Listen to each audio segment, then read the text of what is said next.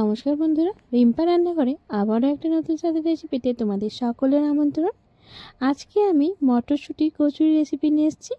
মটরশুঁটি দেখে তো তা তোমরা বুঝতেই পারছো। যদি রান্নাটা ভালো লাগে লাইক করো, সাবস্ক্রাইব করো, আর প্লিজ অনুরোধ রইল একটা লাইক দিয়ে পুরো ভিডিওটা দেখার নতুন পুরনো সকল বন্ধুদের। তো দেখো, মটরশুঁটিটা আমি এই যে মিক্সিতে দিয়ে দিলাম। এবার এর মধ্যে দুটো কাঁচা লঙ্কা দিয়ে দেবো। তোমরা যদি চাও কাঁচা লঙ্কা আদা কিন্তু একসাথে বেটেও এটা কিন্তু রেডি করতে পারো, কিন্তু আমি এর সাথেই মিশিয়ে দিলাম যাতে একসাথে মটরশুঁটিটা আর কাঁচা লঙ্কাটা মেশানো হয়ে একসাথে মিক্স হয়ে যায়।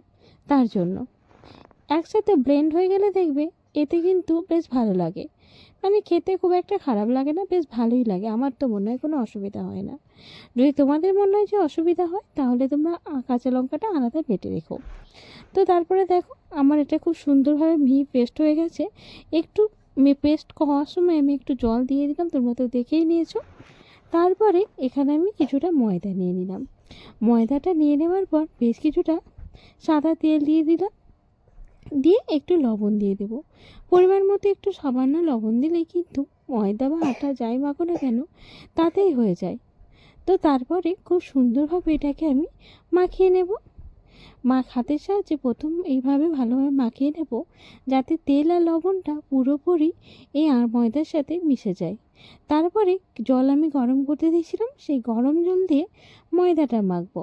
গরম জল দিয়ে ময়দা মাখার একটাই কারণ, ময়দা খুব সুন্দরভাবে মাখা হয়, খুব অল্প সময়ে সেটা খুব সুন্দরভাবে মসৃণ হয়ে যায়, আর খুব একটা বেশি কষ্ট করতে হয় না। তোমরা একবার ময়দাটাকে গরম জল দিয়ে মেখে দেখো, ভালো লাগবে। তারপর দেখো আমি অল্প অল্প করে গরম জল দিয়ে ময়দাটাকে একটা খুব সুন্দর একটা ডো বানিয়ে নেব। ডোটা আমি এইভাবে বানাবো হাতের সাহায্যে। দেখো আমি তোমাদের দেখিয়েও দিচ্ছি কতটা সুন্দর আমার ডোটা বানানো হয়েছে। তারপরে এটাকে আমি একটু সামান্য তেল দিয়ে 20 মিনিট মতো রেস্ট করতে দেব। তো দেখো আমি খুব সুন্দরভাবে তেলটা মাখিয়ে রেস্ট করতে দিলাম। চলো এর মধ্যে আমরা এই যে কচুরির পুরটা বানিয়ে নিই। তার জন্য কড়াতে সামান্য তাওয়ার মধ্যে আমি সামান্য তেল দিয়ে দিলাম। তোমরা অবশ্যই কড়ার মধ্যেও এটা বানাতে পারো, কোনো অসুবিধা নেই। তারপরে এই তেলের মধ্যে সামান্য পরিমাণ হিং দিতে হবে।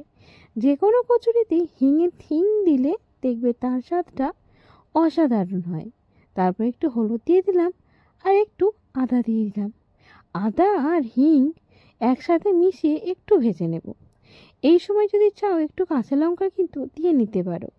ঝাল যেমন খাও সেই অনুযায়ী কিন্তু কাঁচা লঙ্কার ব্যাপারটা করে নিও। ব্যাস যখন দেখবে এরকমভাবে এটা ভাজা হয়ে গেছে, এবার এই যে ব্লেন্ড করা কাঁচা লঙ্কার কাঁচা লঙ্কা আর মটরশুঁটিটা দিয়ে দিলাম। তারপরে এটাকে দিয়ে নেবার পর তেলের সাথে খুব ভালোভাবে মিশিয়ে নেব। তার আগে একটু লবণ আর একটু হলুদ দিয়ে দেব। হলুদ তো আগেই দিয়েছিলাম, তো আর একটু আমি পরে একটু হলুদ অ্যাড করেছিলাম। আমার মনে হচ্ছিল একটু দিলে অসুবিধা হবে না, ভালো লাগবে। তবে কচুরি সেহেতু খুব একটা বেশি হলুদের প্রয়োজন পড়ে না, কারণ যতই হলুদ দাও না কেন কালারটা তাই সবুজই থাকে। একটু চিনি দিয়ে দিলাম, একটু মিষ্টি মিষ্টি একটু ঝাল ঝাল হলে কচুরিটা বেশ ভালোই লাগে খেতে, পুরটা বলো। তারপরে ব্যাস যখন একটু শুকিয়ে শুকিয়ে আসবে সেই সময় আমি বেশ কিছুটা 2 চামচ মতো কি দিলাম বলো তো, ছাতু। হ্যাঁ, অবশ্যই ছাতুটা দেওয়ার চেষ্টা করবে, তবেই কিন্তু এই কচুরির স্বাদ 3 গুণ নয় 10 গুণ বেড়ে যাবে। খুব সুন্দরভাবে এটাকে আমি মাখিয়ে এভাবে মিশিয়ে নেব। দিয়ে যখন দেখবো তাওয়া থেকে এরকমভাবে উঠে উঠে আসছে, জানবে যে এটা হয়ে গেছে, পুরটা আমার রেডি হয়ে গেছে। এবার এটাকে নামিয়ে নেব, ঠান্ডা হতে দেব। দেখো দেখতে পাচ্ছ তো কত সুন্দর পুর রেডি হয়ে গেছে। তারপরে আর কি ময়দাটাকে আরেকটু আমি হাতের সাহায্যে মাখিয়ে নেব। 20 মিনিট রেস্ট করতে দিয়েছিলাম, এবার খুব সুন্দরভাবে এইভাবে হাতের সাহায্যে মাখিয়ে নিলাম কিছুক্ষণ। তারপর একটা ছোট্ট ছোট্ট করে এবার লেচি কেটে নেব। খুব একটা ছোট ছোট লেচি কিন্তু হবে না, কারণ যেহেতু কচুরি, সেই জন্য কচুরি কিন্তু এই লেচি কিন্তু পুরটা একটু লেচিগুলো একটু বড় বড় রাখতে হবে। তো দেখো আমি এইভাবে প্রথমে গোল করে নেব হাতের সাহায্যে। তারপর গোল করে নেওয়ার পর আমি এই পুরটা বানিয়ে নেব। এই পুরটা এর ভেতরে ভরে নেব। এইভাবে আমি কিন্তু পুরটা ভরছি। অনেকে কি করে, মানে পুরটাকে বেলে নেয়, মানে পুরটাকে বলছি, লেচিগুলোকে বেলে তারপরে পুর দিয়ে তারপরে এরকমভাবে গোল গোল করে নেয়। কিন্তু আমি এইভাবে করে নিলাম, এটা খুব সহজে হয়ে যায় আর খুব তাড়াতাড়ি হয়ে যায়। আর কি বলবো, মানে চটজলদি হয়ে তো যাবেই। আর এটা কিন্তু এইভাবে করলে পুরটা কিন্তু একটু বেরিয়ে যায় না, এটা কিন্তু মাথায় রাখবে। এইভাবে আমি পুরো সবকটা বানিয়ে নিলাম। বানিয়ে নেওয়ার পর এবার একটু আমি ময়দা দিয়ে দিলাম। তোমরা চাইলে এটা তেল দিয়েও কিন্তু বেলে নিতে পারো। আমি কিন্তু সামান্য একটু ময়দা দিয়ে এটাকে বেলে নেব। দেখো, আমি কিন্তু এইভাবে ময়দা দিয়ে দিয়ে বেলে নেব। তবে আমার মনে হয় ময়দা দিয়ে বেলার থেকে তেল দিয়ে বেললেও বেশ ভালো হয়, কারণ ময়দা দিলে তেলের মধ্যে কিন্তু ময়দার গুঁড়োটা থেকে যায়। আর তোমরা যদি তেল দিয়ে বেলো তাহলে কিন্তু সেটা থাকে না। তবে যদি কারোর মনে হয় যে মানে ফেটে যাওয়ার সম্ভাবনা আছে, কচুরির পুর বেরিয়ে যাবে, সে কিন্তু অবশ্যই ময়দা দিয়ে বেলে নিও, তাহলে দেখবে কচুরি পুরটা আর বেরিয়ে যাবে না। দেখো, আমি তোমাদের তেল দিয়েও দুটো বানিয়ে মানে বেলে দেখিয়ে দিচ্ছি।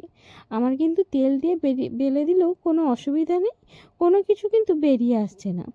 ব্যাস, আমার বেলা হয়ে গেছে। এবার এটাকে ভেজে নেওয়ার পালা।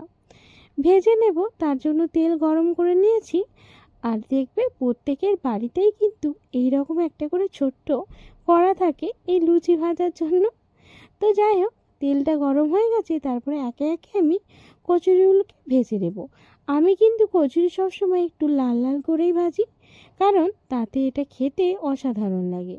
তোমরা যদি চাও লাল লাল করে ভাজতে পারো, আর কেউ যদি চাও হালকা কিন্তু সাদা ভেজে নিতে পারো। কচুরিগুলো আমি এবার একে একে সব ভেজে নেব। আর ভেজে নেওয়ার পর আমি এটাকে ছোলার ডাল দিয়ে পরিবেশন করেছিলাম।